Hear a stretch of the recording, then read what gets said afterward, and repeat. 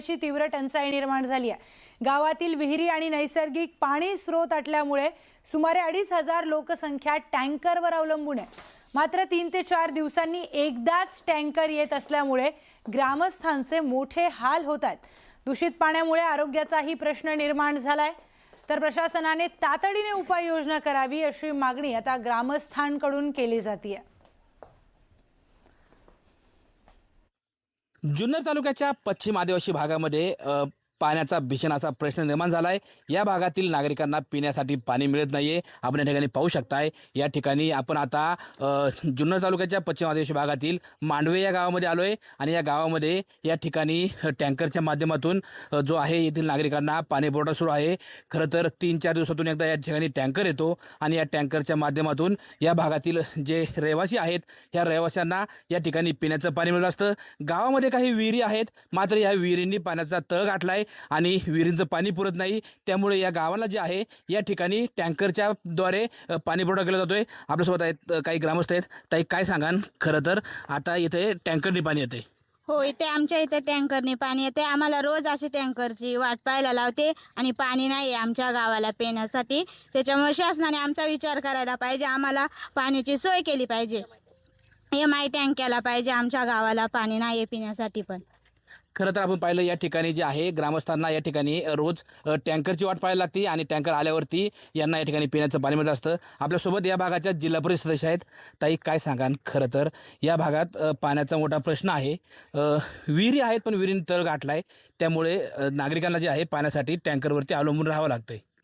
साहेब, आमच्या पश्चिम पट्ट्यामध्ये कोपरा, मांडवा, मुथाळणे आणि जांभुळशी ही दुर्गम गावं आहेत। तुम्ही पाहताय या भागाचं थोडं कसं पहाडी इलाका आहे आणि सर्व आदिवासी बांधव या ठिकाणी राहतात। तर माझं शासनाला एक आव्हान असेल की पिढ्यानपिढ्या गेल्या आमच्या लोकांना पाणी करता टँकर येतो 2-3 दिवसांना। टँकरवाल्यांची काही गलती नाही, पण 4 गावाच्या वाड्या वस्त्या आणि या वाड्या वस्त्यांना पाणी पुरवठा करत असताना टँकर 4 दिवस 5 दिवस लेट होतो आणि अशा पद्धतीनं आमच्या मजुरीला जाणाऱ्या महिलांना पाण्यासाठी वाट पाहत बसावी लागते। तर माझं शासनाला एकच म्हणणं असेल की आम्ही टँकरचं पाणी कुठपर्यंत प्यायचं, आमचा अधिकार नाही का चांगलं पाणी पिण्याचं? आणि म्हणून शासनाने आमचा विचार करावा, आम्हाला MI टँकची सोय करून द्यावी। शासनाने आमच्या या भागाच्या पाण्याचा प्रश्न सोडवावा व त्यासाठी ठोस उपाययोजना कराव्यात, अन्यथा आम्हाला संघर्ष करावा लागेल, मोठं आंदोलन करावं लागेल, अशा भावना या ठिकाणी ग्रामस्थ व्यक्त करतायत। सचिन तोडकर, न्यूज 18 मराठी, मांडवे, जुन्नर, पुणे। मधून गोंदिया जिल्ह्यामध्ये अनेक ठिकाणी मध्यरात्रीच्या सुमारास वादळी वाऱ्यासह अवकाळी पावसाने जोरदार हजेरी लावली।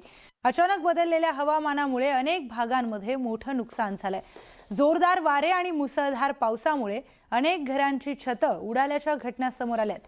गोंदिया जिल्ह्याच्या देवळी तालुक्यातील ग्रामपंचायत ओवारा गावांमध्ये जवळपास 20 घरांचं नुकसान झाल्याची माहिती आहे। तसेच अनेक ठिकाणी झाडे वीज वाहिन्यांवर कोसळल्यामुळे वीज पुरवठाही खंडित झालाय।